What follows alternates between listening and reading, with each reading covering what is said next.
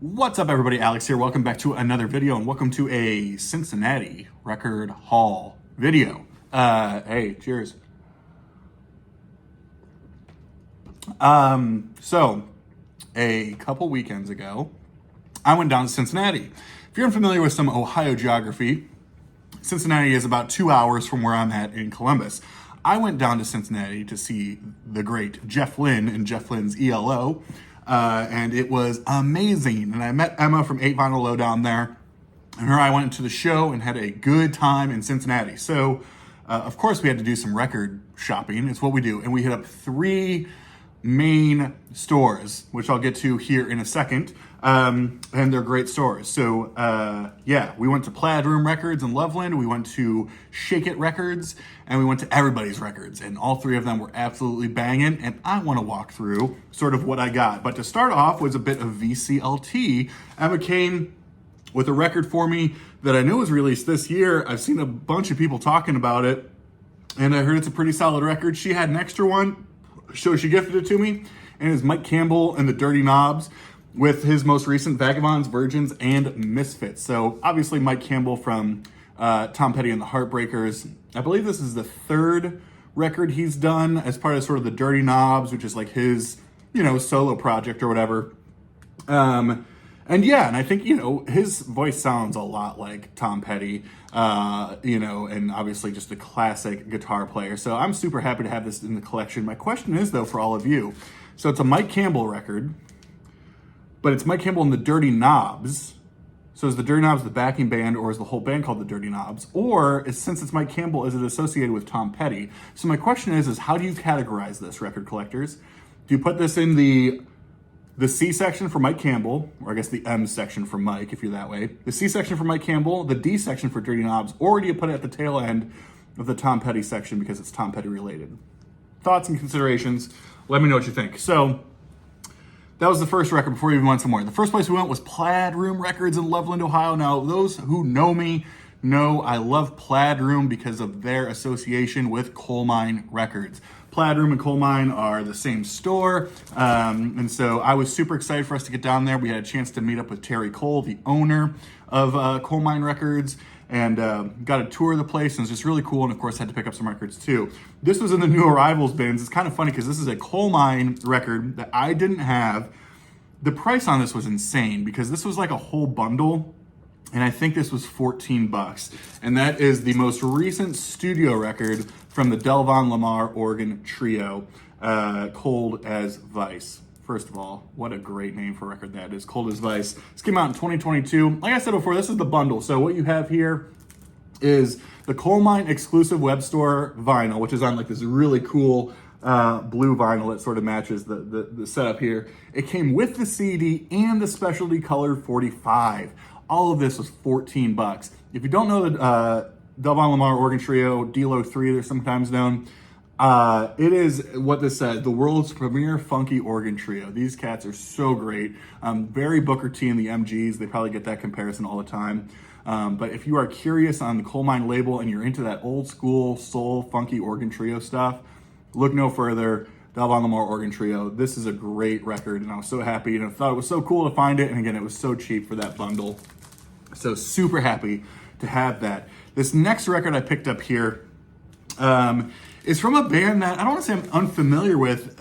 This is a genre that I'm trying to get into, right? So, we all, hopefully, maybe not everybody, but, always on the lookout for, okay, what am I missing? Is there, I like to think of my collecting or talking about music as still this ongoing exploration, right? Every day it's like trying to find the new band or the new artist or the new genre, something else to get into, right? Like, I don't know, something tells me if you're into the same thing that you're into 5 years ago or 10 years ago, I mean, no disrespect, that's great that that's where you find your place there, but I also want to continue to open up and just sort of expose myself to all these different things. Expose myself? Jesus. Anyway, one of those sort of areas is this whole sort of shoegaze, dream pop, noise pop thing. And really the grandfathers, the grandmothers, the whatever you want to call it of the shoegaze thing was My Bloody Valentine. mostly because of their album Loveless. Now, I would love to add Loveless to my collection. I like that record a lot. I've played it a lot. It really is sort of the cornerstone of the whole shoegaze genre. But for reasons unknown to me, these constant reissues are like $50. Like, why? This was the record they put out, God, almost 10 years, like 10, 11 years ago now. I think it came out in 2013, just MPV. And it's great. I really enjoyed it. You know, what's funny is they put out 2 records and then they took like a 30-year break or whatever, and then put out this record back in 2013. So this was on sale. This was in the used bins, I think for about $15, $16, and I'm really happy I got it. You know, I spoke a little bit before in a video about how much I really enjoy the band Slowdive, and I think, you know, they're significantly more on the, not dream pop, it's not like beach house type stuff, but they're so much more melodic sounding than like soundscapey. My Bloody Valentine certainly leans more into that soundscapey stuff, that feedback, a little bit noisier. Not to say that those melodies don't exist, because they do, but that is sort of how I'm drawing sort of the differential. So yeah, I would love to add Loveless to the collection. I think it's a great record. Loved this record as well. Super cool, and really glad to find that. So those were the 2 pickups at Plaid Room. The next day, we went to Shake It Records. Now, Shake It Records, man, I wish I had like a video to show you here. What a record store this is. It's in a dope neighborhood of Cincinnati. Huge store. They got an entire first floor full of all this stuff. Great used selection, new selection. They got a whole section of used metal and punk, which for those who know, it's tough to find used punk and metal sections in stores. And so we're going through the first floor and then realize that the entire basement and beyond is all other stuff. So all their jazz was downstairs. I think their blues was downstairs. And then their $2 section was downstairs. And you know me, I like to dig. So I went into the $2 section, and what did I get here? Three records for $2. This first one was a band that I had heard a ton about. They've always been on my radar. The one I was always looking for, I couldn't find because, long story short, it sort of finds itself in jazz fusion territory. But they are significantly more world music. It's hard to just call them jazz, although there's certainly jazzy elements. And the band is from Oregon, and the band is called Oregon, and this is their 4th record, Winter Light, from 1974. So yeah, it's world music. There's certainly jazzy parts. They're pulling in all types of stuff, instrumental. This is on Vanguard Records. They started on Vanguard Records, went to Elektra, I believe, and then I had 3 or 4 records on ECM. It's those ECM ones that I really want because I'm a huge fan of ECM. But what I didn't realize until doing a little bit more research on this was that this was sort of led by guitarist Ralph Towner, who I have a record with John Abercrombie and Ralph Towner, of course, on ECM. And so I had like, oh my gosh, it's Ralph Towner. So to see it for $2, great. I mean, Oregon records are not expensive anyway, but usually I see them for, $8, $10, $12. And so for $2, heck yeah, a perfect place to jump in. And yeah, it's not even, I don't even call it jazzy. I mean, it is significantly more than that. And it really has sort of opened my eyes and ears to this collective. And I want more, right? I want more. Specifically, I want those ECM releases. They had a pretty big release on Elektra, something about forest trees. I don't know. There's a forest somewhere that I think a lot of people love. So good for them. Next, $2 holler. This had the timing strip. And if you know me, I love me a timing strip. Prague guitarist solo record. I believe this is his 2nd solo record, maybe. Coming from Khan, what was the record? Space Shanty. He's coming from another band. He was in Gong during the Teapot trilogy. For the prog nerds out there, you know. I'm talking about Steve Hillage, a very, very well-respected guitarist. The solo record before this, Fish Rising, I think. Yes. It's like Fish Rising? Fish out of water? No, it's Chris Squire, Fish Rising. Anyway, is an amazing progressive rock record. I wish I had it. I do not. But for $2, I figured I'd jump in on this one. This is Motivation Radio, 1977. Like I said before, had the timing strip as a promo, so I always think that's really cool, especially for $2. This is an interesting record. I mean, he's an incredible player, but, leaning into the later 70s, he's leaning a little bit more into technology. There's a little bit more synth stuff going on. His voice is not the best, I will say that, right? He kind of falls into this same category that so many amazing progressive guitarists fall into, where it's like, you know, it's like the Alan Holdsworth thing. Like, I'm just not like a great singer, but a great guitarist. And so, you know, this firmly falls within like the, it's okay, it's pretty good, you know, it's pretty good. But not great, I would say that. But for $2, I couldn't be happier to have it. So there you go. This next one was placed in my lap, and well, given to me. I still had to buy it, but given to me by Emma, and I'll explain why. But it's the second record, Common Bond by the Ides of March. So Ides of March were a Chicago band that sort of hit in the late 60s, led by the great Jim Peterick. We'll get to more about him in a second. Their first record was Vehicle. Vehicle became a huge single for them. In fact, I read it as the highest selling single at the time on Warner Brothers Records here in the United States. So this is their second record. At this point, you know, Ides of March, Chicago band, and very similar to kind of contemporary Chicago at the time, hit around the same time, you know, kind of this bluesy, jazzy, rock and roll, horns here. I mean, you hear some of these tracks and you're like, oh my God, it does sound like Chicago. And so you can totally tell how they are contemporaries. But there's some great stuff on here. Specifically, the highlight of this is what closes out side 2 is Tie-Dyed Princess. 11 minutes and 31 seconds.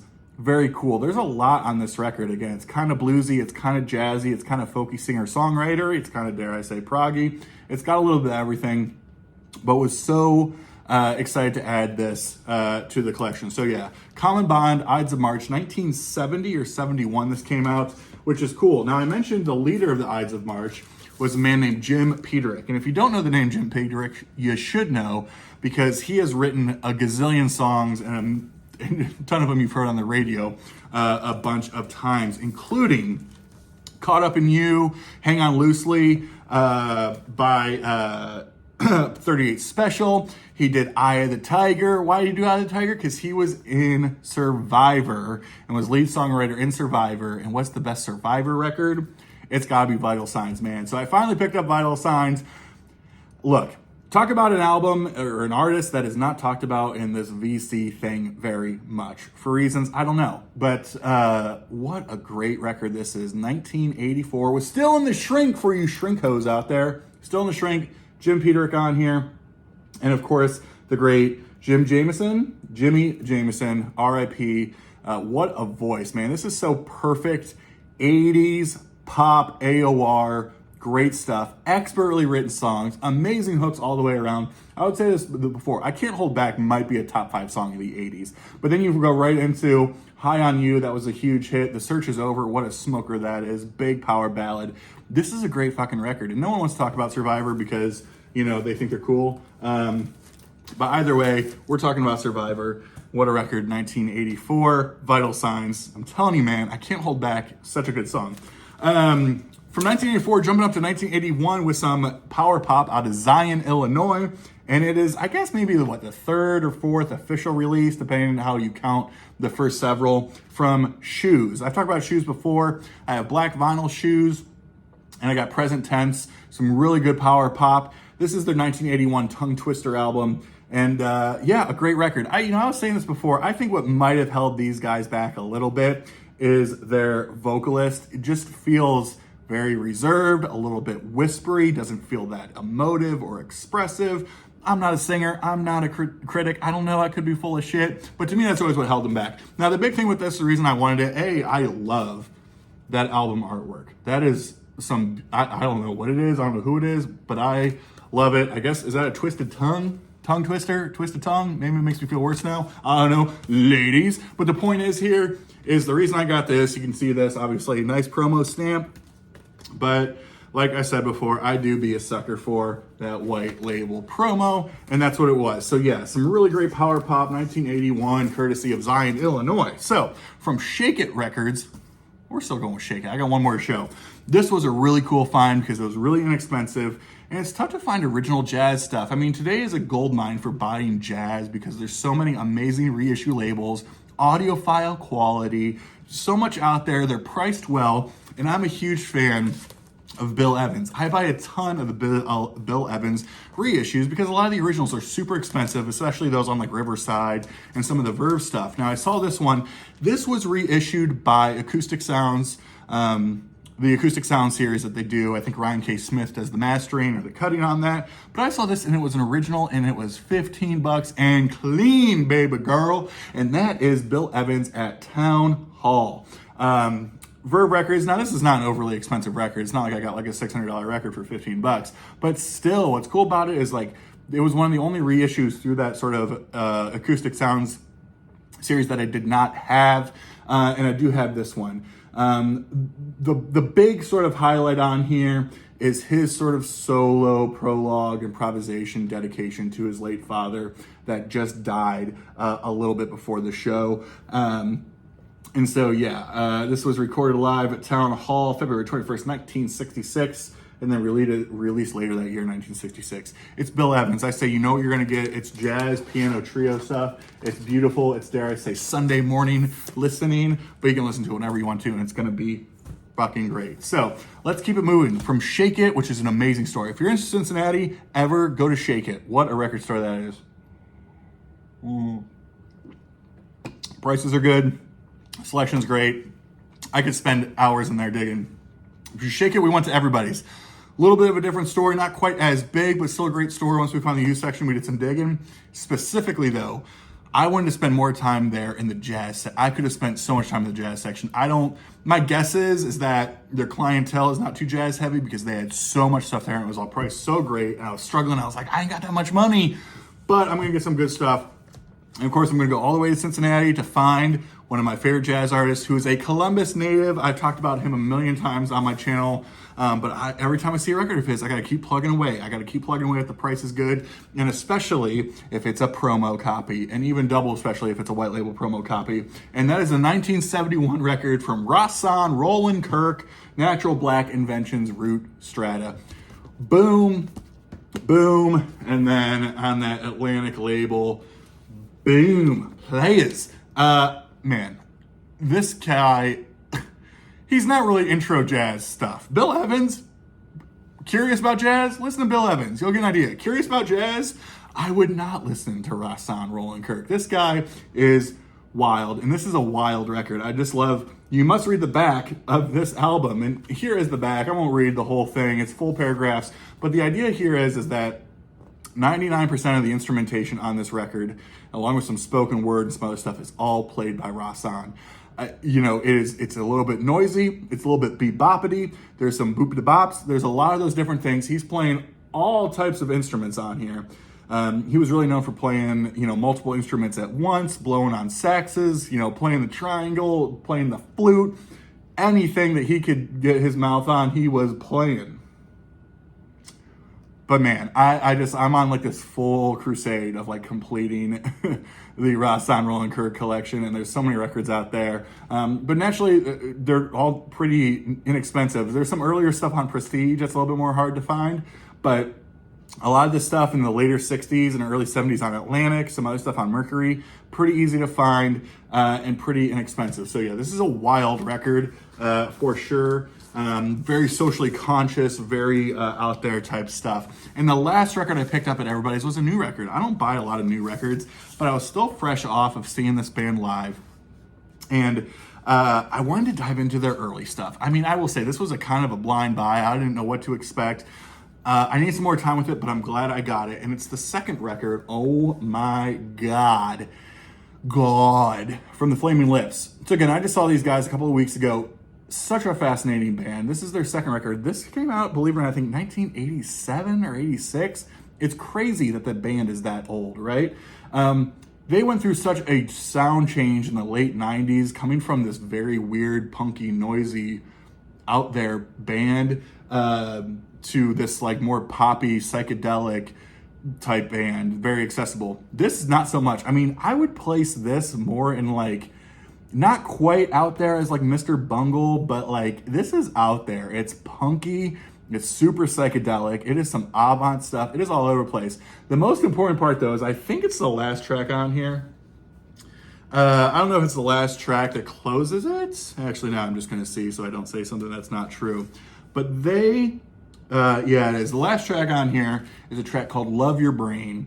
and they played that live, and it's unlike any other song on here. It's basically a piano ballad, and when they played it live, it was a really, really great time, and so I wanted it. The other most important thing I would say here, though, too, what an album cover. Oh my God, I freaking love that a lot. Yeah, get the full thing going on here. But yeah, what an album cover that is. Super happy to have this. Flame and Alyssa put out a ton of records, so I have no idea how long it's going to take to kind of fill that whole collection. But I'm glad I have that one and to get kind of a taste of what they were into early. So there you go. There was my haul from Cincinnati. Appreciate you all watching. Thanks so much. Hope you learned a little bit. And if this was a waste of your time, I'm so terribly sorry. But such is life. Take care, everybody. Have a good week, and we'll see you on the next one. Cheers, y'all. Bye now.